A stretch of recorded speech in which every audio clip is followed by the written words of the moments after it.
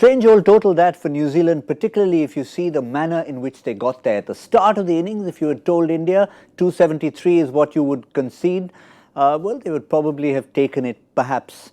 But with 197 for 8 when the 8th wicket fell, you'd be very, very disappointed to know that the highest partnership of the innings has been an unbeaten partnership of 76 of 51 balls for the 9th wicket. For the 9th wicket, that too, the man at number 10, a 6'8" debutant, certainly looks competent with the bat, but nonetheless a 6'8" debutant. Just to confirm what's happened for New Zealand, losing the toss, asked to bat first at Auckland, finishing with 273 for 8. Pick of the bowlers, Yuzvendra Chahal 3 for 58 in his 10 overs. And one of the names down there, not on that list, but also impressive and worth talking about, Navdeep Saini, under 50 in his 10 overs without picking up a wicket. Tail of New Zealand's innings, a couple of run-outs and then a repair job by Ross Taylor and a very impressive debut for Kyle Jamieson at number 10. In the studio, Zaheer Khan, Harsha Bhogle. 273, fair assessment that India would have taken it at the start, but not after 40? What kind of match is this? Is it a 270 game? Is it a 300 game? Is it a 250 game? Because all three look likely at different points. Yeah. I mean, just look, I'm looking at the fall of wickets. 142 for 1 at one point in the 27th over. Next 15 overs, if you look at the, look at that. Between Tom Blundell getting out and Tim Southee getting out, counting both, they've lost, what, 7 wickets for 56, 55 in 15 overs. So is that the pitch? Is the pitch 142 for 1 in 26 overs? Or is the pitch, as you said, the last partnership, which is 76 or 51? 76 or 51. So I don't know. I got the impression for a while it was slowing up a little bit. I don't know. You're better. The pitch looked like 320 wicket for sure. Yeah, you know, I mean, go. considering the dimensions of the ground as well. I think the recovery from New Zealand also suggestive of the fact that the pitch has played well through and through. You know, it's just the panic which was set in that middle phase when New Zealand lost those quick wickets that really put the pressure on. I think the spinners bowled really well. Yeah. Even though there is not a lot of help for the spinners, I think they've done a fantastic job to pull India back in the game. We often speak about getting those wickets in the middle over. It doesn't matter how they come. I think today ground fielding of India was superb. You know, there were the intensity which Virat Kohli spoke about at the beginning of the match was certainly visible. And that's something which in a way pulled India back as well. That the run out of Jadeja was superb. Yeah. I think there was no hesitation in the call. Neesham was pretty confident that he will get to the other side, but it was sheer brilliance of Ravindra Jadeja there who caught that wicket for India. So I think on the whole, it looked like the wicket is very good to bat on. They should have got 320 even after losing those wickets, but. All the credit goes to Indian bowlers to stay in the game, and more importantly, Indian fielding side to step up at the right occasion. Not really getting into the catching in the debate. I thought you might say that. Yeah, but I think the ground fielding was spot on. What and also illustrates how many different possibilities could have happened is the fight for the My 11 Circle expert couch. Have you heard of a game called musical chairs? Well, it could have gone any of 5 ways. Initially, as Zaheer Khan said, it could have been 320, which meant no one would have been on the couch. At 197 for 8, it could have been no one on the couch under, which means no one getting even to 250. And then there was a 3-way fight for it. I was certainly in contention with 250. That is why then Zaheer Khan comes into contention with those blows from Ross Taylor. And right at the end, a 6 and a 4 of the last 2 balls would have brought Harsha into contention at 282. So it just showed how many different ways the game swung. But at the end, on the couch, the My 11 Circle expert couch, Zaheer Khan, which kind of, in a way, is an in-between score between all the possibilities. Are you having one of those days in your fantasy cricket as well, where you feel that everything is in hands, everything is possible, just getting away from you? No. My 11 Circle team is doing very, very well. Yuzvendra Chahal. You had Chahal in your team? Absolutely. Oh, well done. Well done. And I did say 4 wickets at the very start. What about Ross Taylor? Ross Taylor too. Okay. I think Yeah. he played a fantastic innings. I think But we spoke about that form which he has been carrying through and through. I think from the previous 100, he has certainly grown in, and today's innings was even more important because he had to actually get the lower order batting along to score those runs and get New Zealand to a respectable total. I think they have recovered well from where they were at 198 for 8. You didn't really give New Zealand a chance of reaching to this total. All the credit goes to Ross Taylor there and the debutant who has been who has showed a very good temperament, I think, for the first match. So it'll be interesting to see how he carries this confidence now into his bowling. He's 6'8", so that might be a factor. You've seen that you need more preparation to face these kind of bowlers. He will certainly extract that extra bounce. If he's bowling with the new ball, I think new ball is going to be very crucial in this match for sure from India's point of view. New ball, we've seen New Zealand batsmen also being very cautious. It will offer some kind of a help. Once Indian batting lineup sees through that new ball, if they don't lose wickets in that phase, then I think it will be an easy run chase because the wicket has looked good through and through in this match, except the new ball phase. But Harsha, look at spin, 20 overs, 4 for 93 for spin. And you don't have no spinners. Don't have a spinner. They got Mark Chapman. He batted 8 today. He's actually a top order batsman. But he's played 5 one-day internationals. He's never bowled. So maybe it's because he played as a batsman. Santner was in the side. That might be a factor. And if you want to be a little unkind, you can say Ross Taylor 73 for 2. Yeah, with the 2 run-outs. Fair enough. I wasn't going to bring that in, but I'm glad you did ahead of me. But as we said, quick mention, shout out for Navdeep Saini. Yes. Often you don't talk about a bowler who hasn't got wickets, but 10 overs for 48, he looked good, got that wide Yorker going at the right place at the right time. Though today, India wouldn't have minded it being 2 for 55 or 2 for 60. Because after you got those wickets, if he had got one of the last 2 wickets early, then you'd have saved his team 25 runs. Maybe you'd gone for 10, but you'd have saved his team 25 runs. The interesting one is Bumrah. Because Bumrah has gone for 64 today. Last game, I think he went for 53. And there was one shot that was played off Bumrah where Guptill has actually hit him on the rise for 6. You don't see that too often. They're waiting for the Bumrah bouncer. I just wonder if they found a way of playing Bumrah, or is it just part of the process of coming back from a back injury? No, I think it's just Off day? I mean, not off day also. I think, there will be a phase in your career, where a batsman will try to put pressure on you. And that's the time you have to change that pattern. So I think, I often speak about that pattern because of the technology and advantages of that.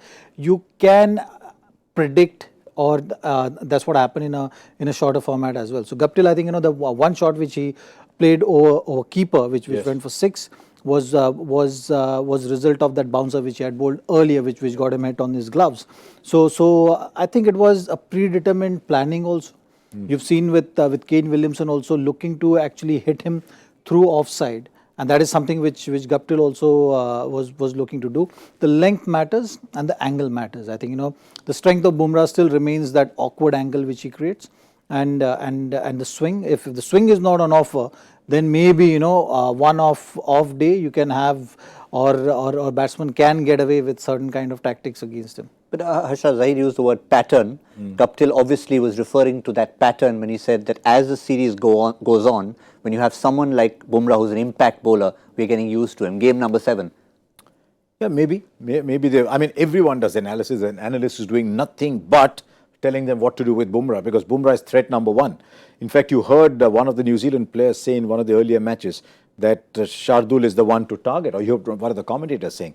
So clearly Bumrah is the analyst target number 1. I'm sure, Zach, you would have thought when you were at your peak, people would have studied you more than any of the other bowlers. So maybe they've started to work out something about Bumrah. Maybe they spotted something about when the short ball is coming versus when the Yorker is coming. But it's a dynamic process. Now Bumrah's got to work that out and go to the next level. It's actually in my career also there was a phase when I was having a chat with one of the batsmen, and he made a very interesting point, and that information actually helped me, because he said that when Zaheer Khan is bowling, accept every delivery to be a different one. So if I bowled an in-swinger from a particular length, then I'm not going to repeat that delivery. Was the pattern which I had gotten into, And that piece of information actually helped me, because I realized that, okay, this is the pattern batsmen are looking to follow when they're facing me. So did you and they're correct expecting different delivery every ball. So that is something, obviously I was going to correct that. So at times it's just about changing that pattern. So for me, the change of pattern was, if I bowled an outswinger, so maybe persist with that. If I get a hint that, okay, batsman may be expecting a different delivery from me. So that is something which you have to be smart in terms of understanding. At times, if you are just bowling back of the length, even though it's a death overs or a situation which doesn't really allow you to do that, and you are continuing with that, batsman at times is expecting, okay, Bumrah is going to bowl a slow one now, Bumrah is going to bowl a slow one, but don't give that. Or maybe a Yorker, or it's something, the pattern which you can break and confuse the batsman. Otherwise you kind of get into a pattern where if you bowled a Yorker, now the next delivery is going to be a bouncer. Or a lot of bowlers, because only one bouncer is allowed, or two in a ODI format, so they leave it to the end of the over. Correct. So no one is expecting bowlers to bowl first or second delivery as a bouncer. So that is a pattern. If you know that batsmen are thinking about it, you can break that, and that process goes on. So it's always a trial and error which you have to keep on. It's like the bowlers. It's like the bowlers studying the batsman. I was going to ask Zaheer, who was the batsman who identified that for you? Do you remember? No, it was just a conversation during a county stint which I had. No, it's like a bowler who's always studying, especially in T20 cricket. If I've bowled 3 dot balls, where is the release shot? So I'll assume if I've bowled 3, either he's going to back off and hit over point, or he's going to play the scoop, because that is what he normally does as his escape shot or his release shot. So similarly, I guess the batsmen are also studying the bowlers like that. So it'll be interesting to see how Bumrah reacts. Let's talk about another change in pattern. We talked about Ross Taylor carrying his form forward. But here's a direct comparison between overs 31 to 40 in the previous game and in this game, and you see the stark difference. In the previous ODI, this is when New Zealand pretty much won that game, 117 without loss, killed it right there. Today, hasn't been won or lost yet, but this could be the period that might have cost New Zealand the game if India go on to win. And if you see, even in that game, they were just 3 down. Here also, they were 3 down. In terms of runs, they're about 15 behind, that's all. They had Taylor, both in a common factor. So it's not that the situation was too different, which is why I wondered if the track was slowing up a little bit, but I think it had also a lot to do with the Guptill run out. Yeah. Suddenly there's a set batsman is now gone, someone else is come in. Ross Taylor, if you realize, at one point was 20 or 40 balls or something like that. He took his time. So maybe that it was because of those 2 run outs. And it was exactly in the 30th over in the previous game when Henry Nichols was run out by that amazing piece of fielding. So again, at that 30 over mark, Martin Guptill today, Nichols the other day. So the run out, whether or not you attribute it to Ross Taylor, the fact is it was India's sharp fielding that has got them, both Shardul Thakur and Jadeja. Yeah, I mean, someone needed to put the hand up. And today's day, it was fielders who stepped up in that situation, which created a scenario for Indian bowlers to come back, because new batsmen coming in, you can change the dynamics, you can put more pressure, and that's what happened. But this 10 over passage of play may be the match defining passage if New Zealand doesn't start well with the new ball. I think the key is with the new ball, that first 10 overs, 12 overs. If India doesn't lose wicket, then I think this will be the deciding factor of the match. When New Zealand will be looking back, they'll say, okay, this is where we lost the game, because otherwise the game is and the condition is looking pretty good enough to for any team to get 275, 290 on this kind of track. Let's look at that graphic again, because in that first ODI, New Zealand were chasing, right? So where are they? They're 110 plus 65. They're 175 in a 350 run chase. So they're halfway at 30, which means before the 5 fielders outside, the power play gets over, that is a period that they have to go hard. So maybe that's why, because they were chasing and they had a target in mind, they had to go hard 31 to 40. Yeah, they're batting first. So there's always a feeling, okay, let me play out these couple of overs, let me get myself in, I've got overs left. So that's the difference between batting first and chasing. Interesting, there was a discussion and I had a different point of view from one of the guys, just having a chat. There were 3 commentators out there, all with different points of view as to what New Zealand's approach should be after having lost 8 wickets. there was one person, Craig McMillan, who was going, no, there's absolutely no doubt they have to bat out 50 overs and go hard in the last over and a half. But Scott Styris said, no, you've got to have a target in mind, say 270, without which you don't think you're going to win the match. You've got to go hard from this ball itself. Assume that you're chasing. I've often asked players, when they're batting first and they lose wickets, do they assume that that is my victory score and almost that is the score I need to reach? Almost pretend that's a winning score and try and chase that down. Can you actually do that? But when you're batting first, there's always that feeling. That at least whatever I have on the board is that 1 over. Well, one indicator is the score at the 30 over mark. Usually in a ODI format, you look to double that. If you have wickets in hand, so if you have say 7 wickets in hand, you should be able to do that. That's how teams are approaching their batting innings. And today they were about 160 at 30 over mark. 159. So 159. So you're looking at least 320 from there. So that is something. The change in momentum happened only because they had few runouts. There was some panic set, and then someone like Grandom was confused because he's someone who we've seen. They've been promoting him in T20 format as well, but he has not been able to deliver when the situation is like that. When he has to actually choose his shots. It's not easy for him to just rotate strike. I think he's a bit one-dimensional player. If the situation demands to go out there hard, then he feels it more comfortable when the bowling is also a little predictable. But I think in today, because of that, those loss of wickets got him in that situation which he doesn't really enjoy, and in the process, in that confusion, lost his wicket, and that put more pressure on Ross Taylor at that stage. The other factor that you have to consider, yes, there were the runouts, maybe the wicket slowing down slightly, but Kulcha minus the Kul in this case, and we did point out that Chahal does tend to thrive when he bowls alone, and once again he was among the wickets. You could see from that first over itself he was keen. Yes, he had a dropped catch of his own bowling early on, but after that he came back really well. Yeah, I mean, he's gone at 5.8 and the innings run rate is 5.46, so that's fine, and he's got 3 wickets. It's not that he doesn't bowl well when he's bowling with Chahal. It's just that when he's alone, the figures tend to improve while Kuldeep's figures tend to drop. But 10 overs 3 for 58, which is what leads me to believe that New Zealand might struggle because they don't have that kind of bowler. There's no Sodhi today, there's no Santner today. Maybe it's that kind of track today, but I'm absolutely with Zach. If you don't lose a wicket in the first 8, 9, 10 overs, then you should be cruising. And it's something they've chosen to do because it's not that Sodhi is injured. He's very much playing. He's playing the A game as we talk. It's an interesting one. Why is he playing the A game? Because he doesn't play Test cricket. And the A game's a 4-day game, isn't it? The A game's a 4-day game. So why is he playing the 4-day game when he's normally a white ball player? He's not going to play the Test match. Unless that's something we don't know that New Zealand cricket knows. But he might be playing Test matches. Who knows? Maybe that's the weapon they want to get Virat Kohli out. Maybe, I don't know, Yeah, but that's an interesting one there. No spinners other than the part-timer of Mark Chapman, who has, at least he has the option to go to him, but certainly it'll be the unknown factor, and we've already touched upon it, of Kyle Jamieson at 6'8" to try and counter the Indian batsman. He's already shown that he's very competent with bat in hand. He does have the figures to prove it. 27 matches, 35 wickets, but he is rated very highly. I think even the photograph sort of shows the kind of threat he could possibly be. See where the stumps are.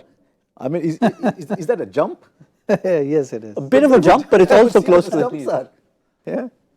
So again, it'll be a new factor. I mean, we've seen pretty much a sameness about the New Zealand attack, particularly with Tim Southee dishing out everything that the batsman would like. So this will add a new dimension for them.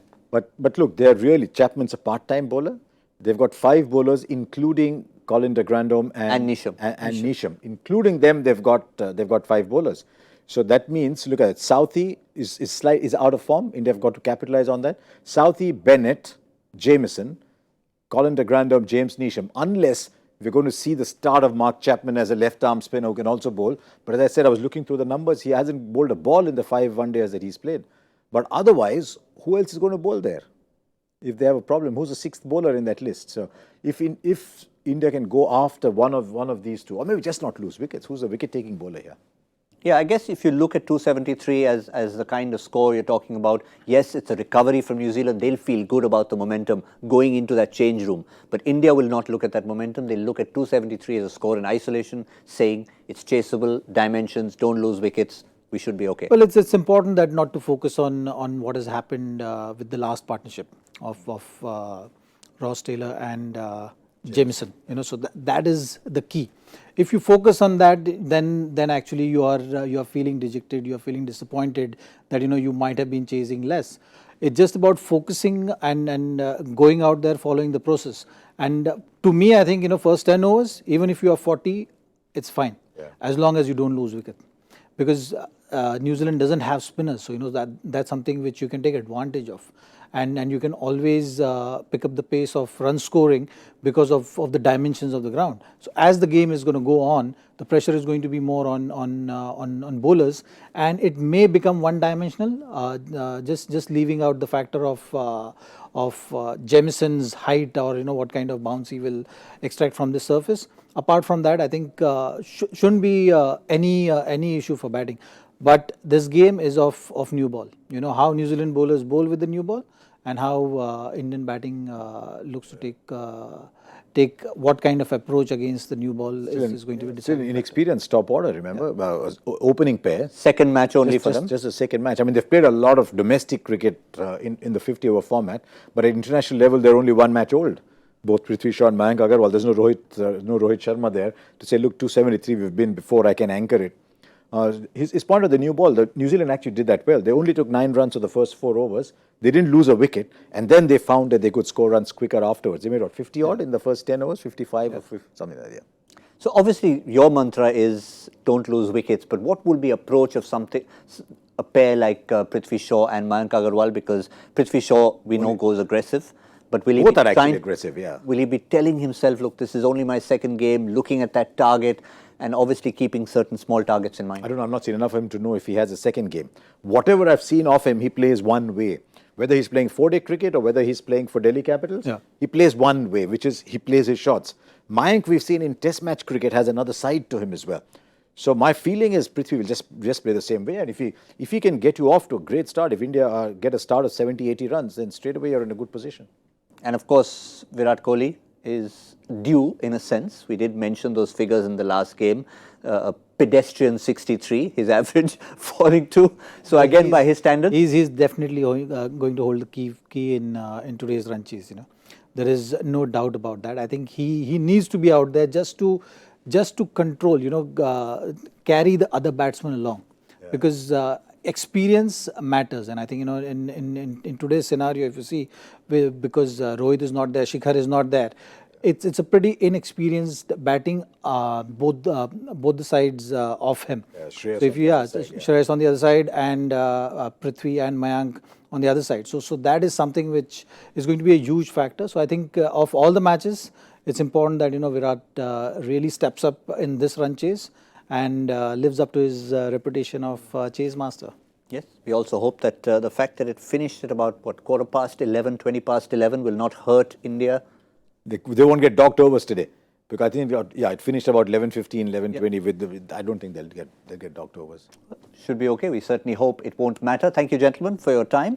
That's once again a confirmation 274 with Virat Kohli, chase master, leading the way, and that certainly should make India slight favourites to go 1-all in the series. Yes, that's the other factor we're saying. 1-0 behind in a 3-match series every single time, they find a way to claw back. So if they have to claw back to 2-1, certainly need to make it 1-all today in Auckland. That's all we have. We'll be back in the 15th over with Cricbuzz Combox and of course in the 35th. But for now, it's been our mid-show. My 11 Circle presents Cricbuzz Live.